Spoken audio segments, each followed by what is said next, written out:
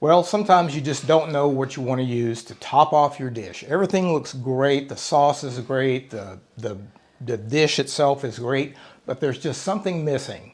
Well, maybe you should try some leeks. We are making frizzled leeks.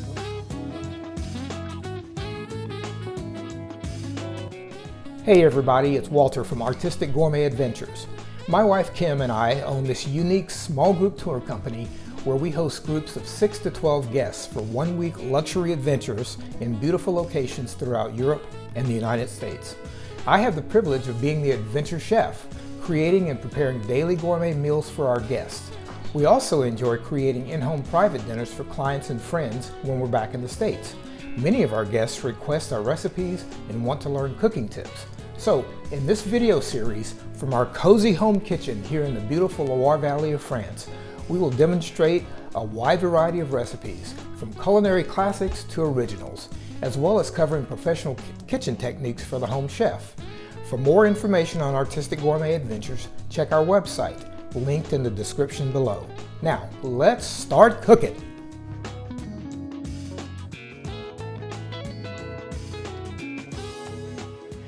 There's some vegetables that you see in the grocery store from time to time, and you think about getting it and you just are like, I don't know what to do with that.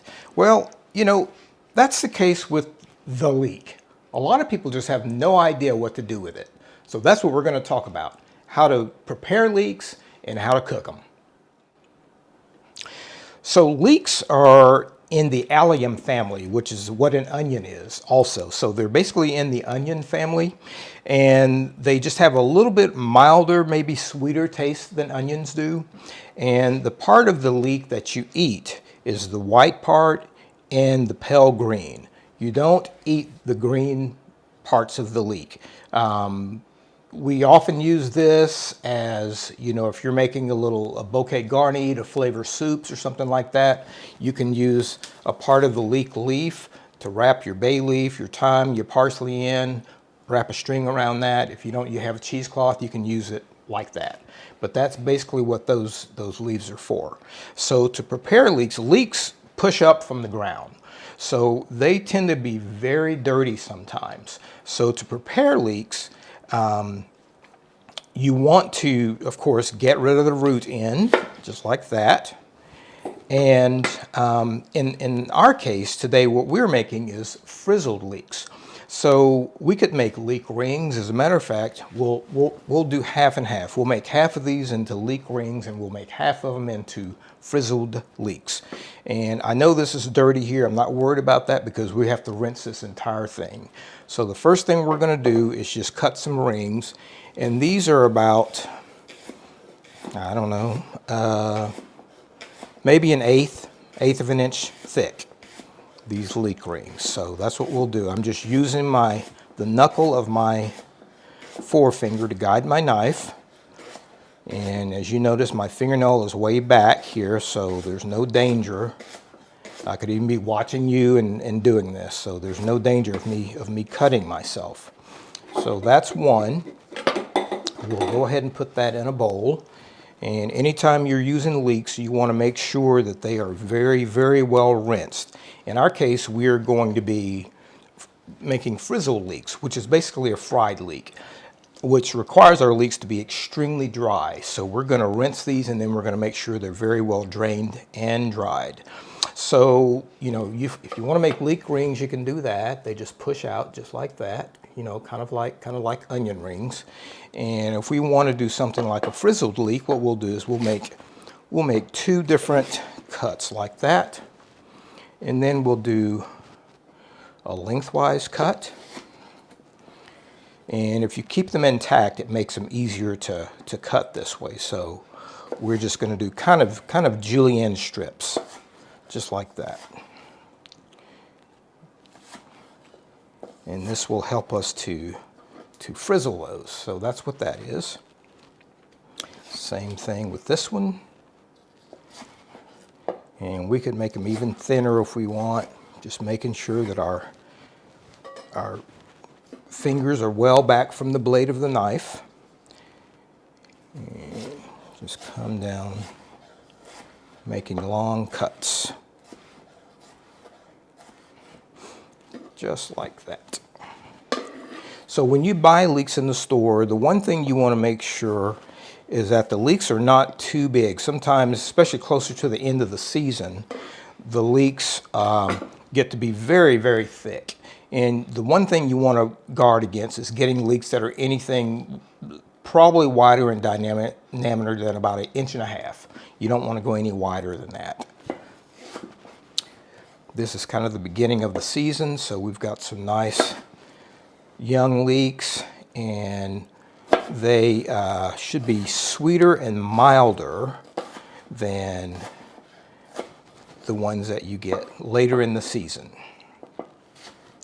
So leeks have lots of different uses. You can grill them, you can glaze them, and you can also use them as onions. You know, if you have a recipe that calls for onions and you just happen to have leeks and no onions, you can substitute almost measure for measure. You can substitute leeks. So that's how those work. Now we're just going to rinse these very, very well. Then we're going to drain them, and then we'll put them on some paper towel to dry very well. Okay, so the biggest thing about frizzled leeks is that you have to be patient. You need for your oil to be a lot lower than what you would use for French fries or for chicken or something like that. So I've heated our oil up to, right now it's about 160 degrees centigrade, probably I guess that's probably 325 Fahrenheit. And so when it gets to that point, that's about where you want to start frying your leeks. And so, and again, we're not breading these. We're just they're very dry, and we're just going to plop them in. And you want to make sure you keep moving them around as you fry them.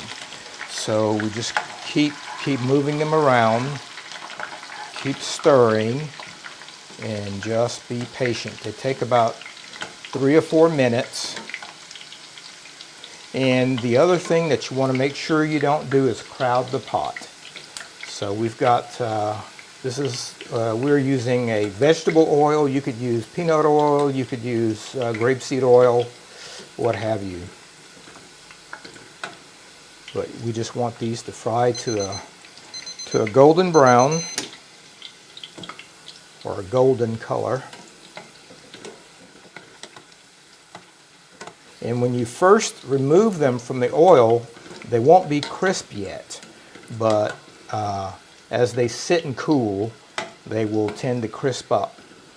And you always want to make about twice as many as you think you need, because when we are making these on our adventures, and we have 2 or 3 staff people, I'll make a batch of these for our 10 guests. Then I'll come back and realize that 2 or 3 staff people have probably eaten half of them. So they are definitely addictive, a great little snack to have with your aperitif. And this is the look you want. And that's just my temperature alarm going off again. Okay, and then we'll let that oil come back up to temperature. Let's get the rest of them out. You know, once you remove these, your oil has dropped in temperature, so we'll let it come back. And now one of the most important things is that as soon as you take these out of the oil, is that you lightly salt them while they still have a little bit of the oil on them. So now it's time to go back in with the rest of them.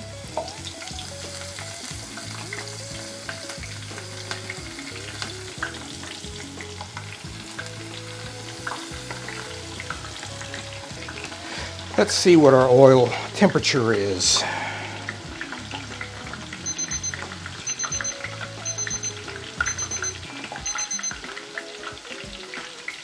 129, 131.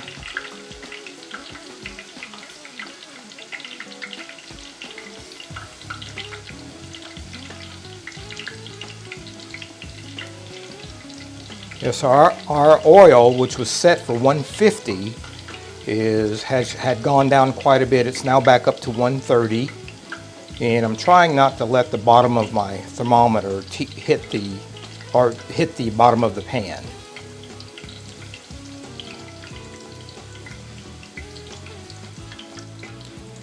So we'll let those go for a few minutes. Keep them stirred around, which is one of the keys.